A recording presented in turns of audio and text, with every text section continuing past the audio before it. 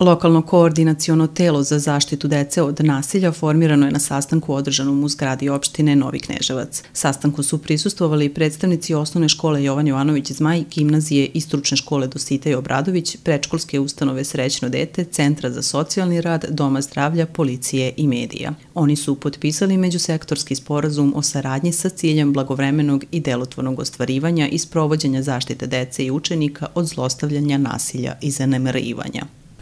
U ovom telu su uključene sve institucije koje inače rade sa decom, a to su vaspitno-obrazovne institucije, zdravstvene institucije, institucije zdravstvene zaštite, policija, kao i sredstva javnog informisanja. Ovo telo će održavati sastanke kvartalno 4 puta godišnje i to poslednje nedelje u mesecu martu, junu, u septembru i decembru. Naravno da sastanci se mogu održavati češće ako se za to ukaže potreba.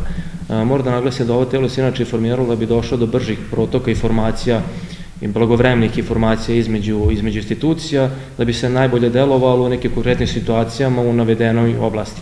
Naravno, najbolje raditi na edukaciji i prevenciji da do ovakvih slučajeva uopšte ne dođe ili da se oni svedu na neku najmanju moguću meru. Moram da naglasim da nikakvo nasilje nad decom nije opravdano i sve vrste nasilja nad decom se moraju sprečiti, kao što se moraju poštovati protokol Konvencije o pravima deteta, gde se jasno kaže da svako dete ima pravo na život, opstanak i razvoj, da ima pravo na nediskriminaciju, pravo na sopstveni interes deteta, kao i pravo na participaciju.